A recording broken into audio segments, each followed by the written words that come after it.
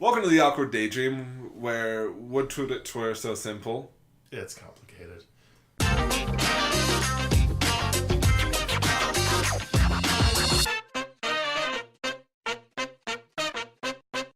Hail Caesar! So, the newest Coen Brothers film, I'm sure many of us may have been expecting something. Whether it was good, bad, we're very mixed. To be honest, I didn't really watch any of the trailers. I saw some of them on TV and stuff, but never actively watched it. I had no expectations, and I did not expect what came out of this movie. The only thing I remember from the trailers was George Clooney getting bitch slapped. Yeah. And I just waited that whole movie for that. I was waiting for that scene. Yeah. I was like, oh. Yeah, I mean, it looked like an all-star farce, romp, comedy thing. And that's kind of what it delivered. Yeah, I will say that, it did feel a bit more kind of ridiculous than some of the other Coen Brothers movies.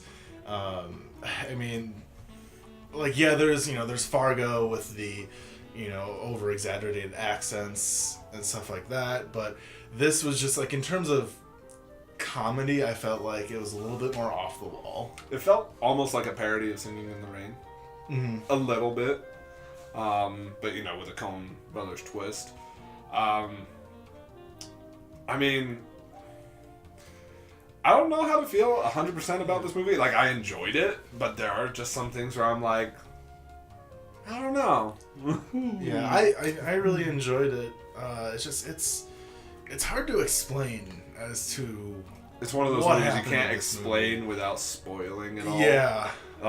Especially because, first of all, there's not really a huge plot to it other than a star gets kidnapped and held at ransom, which they explain in the trailer. That's really all you can say without...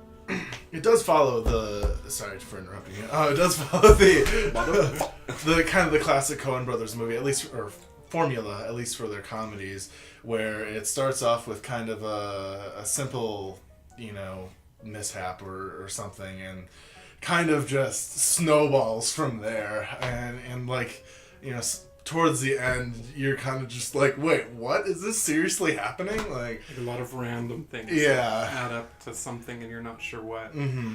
Yeah, it's more on that Coen Brothers side of movies. Of the comedy side, yeah. It almost felt like a Family Guy sketch, but Coen Brothers. Okay. That literally just popped in my... think about it.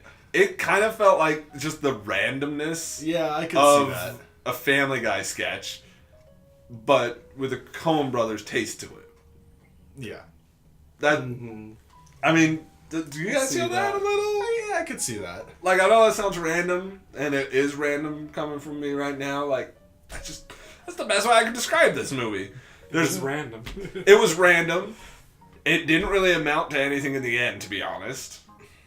Let's be honest. I felt that by the end, it was just some random stuff happened. There was really no just cohesive story element to it, I guess. Well, I disagree with that. I think there was... there's the one storyline. Yeah. And even then, even then, some of the storylines that they started setting up, and you're like, okay, where's this going to go? That's all it did. They set it up and left it. Yeah, they did leave a lot of loose ends for their kind of diverging stories. Yeah.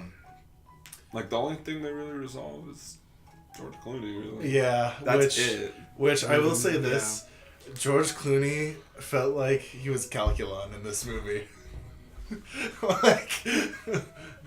Yeah. Oh my gosh. It's I forgot you said that when we left the theater. I totally forgot that. I think you said that during the movie. I did. Luke, he's Calculon. And I started giggling like a little child. Then you said that to Joe, and Joe ignored you and continued watching the movie. So it was a good movie. It was enjoyable. Would I pay to see it again? Probably not. I would. Differing opinions. I'd see it again for the sets and costumes and the that was and the really cool cast they have in it. I will say that seeing Channing Tatum tap dancing was worth it for me. I think Channing Tatum in general for that movie was one of my favorite parts. No, that is the favorite part for me. Was he even in any of the trailers? Yes. Yes, he was? Okay. Yeah, you see him in the sailor outfit. You see him on a boat holding a dog. Yeah. That boat Yes. scene. Anyways, that... Can't talk about it. Another thing to bring up. Some of the... in the trailers, you see like Scarlett Johansson and Jonah Hill. What you saw in the trailer is what you get in the movie. There's nothing else with them. I thought they were going to be in it more. And that was it. It kind of just cameos. Yeah. And you're a little surprised at first that that's all. Also, I right thought on Ralph spoiling. Fiennes would be in it less than them, and he was in it more than them. And I was like, okay. I thought, what's his name? Main character of the movie. George Clooney? No, other main character. Josh Brolin. There we go, Josh Brolin. I thought he was fantastic. He was probably, I think, one of the better acting characters in that. Oh yeah, no, it was good. I mean, he just played a company man, really. Yeah. They set that up in the trailer as well. He's just a company guy. Not tons of character to him. I mean, there is some. You know, we're not saying he was just a stiff whatever. Mm-hmm. You know, there was some turmoil with him, and with some situations. So I would say he was really a great part. Certain little things kind of for me overshadowed that. Okay. Like George Clooney and Channing Tatum. Yeah. But no, he was still really good. Now that you bring it up, I just totally forgot. Whoops. The highlight for me, was the actor. I don't remember his name. But Cowboy. He's the cowboy, and he's kind of steals the movie for me because I wasn't expecting him, and I really want to look up his name now. yeah, really funny. Things happen with his character and. I'm looking up the name. I'm sorry. I think it was a really good juxtaposition with his character or what they did with him, because they have him as this cowboy and then they put him in this movie setting that just totally doesn't work for his character. Alden Ehrenreich? Sure, we'll go with that. Alden Ehrenreich. I mean, Because he could lasso and spin Alden in and out Ehrenreich? of the lasso. I was like, That's Ehrenreich, right? yeah, that's it. Ehrenreich, right? Alden Ehrenreich. German. Good job in that. That's German as hell.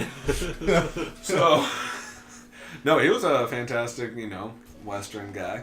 I apologize for pulling out my phone, but that was really bugging me.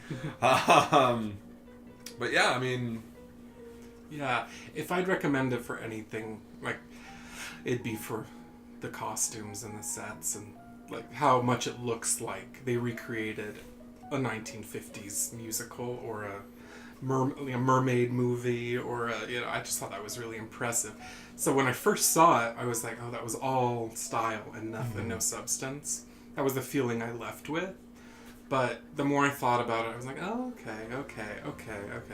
And since then, I've changed my mind about it. I like it a little bit more. That's how some of the Coen Brothers movies are, though. It takes you a little bit to think about it and be like, actually, that was a really good movie, And you realize all the dumb stuff you feel is going nowhere adds up to something, even if it's really stupid. Yeah. It's hard to explain, but it works.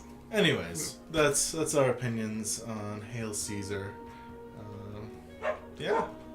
And those are dogs barking in the background, so y'all have fun. Bye! Hail Caesar, the story of the Christ. This has been an awkward day. Whatever it was. Bark, bark, bark. All right, real quick thanks to our sponsors, Imagine That 3D, where you can get stuff 3D printed like this Kylo Ren lightsaber hilt. You can just go online to imaginethat-3d.com, submit a design. They ship all over the nation. It's pretty cool stuff. So, again, thanks from us here at Awkward Daydream.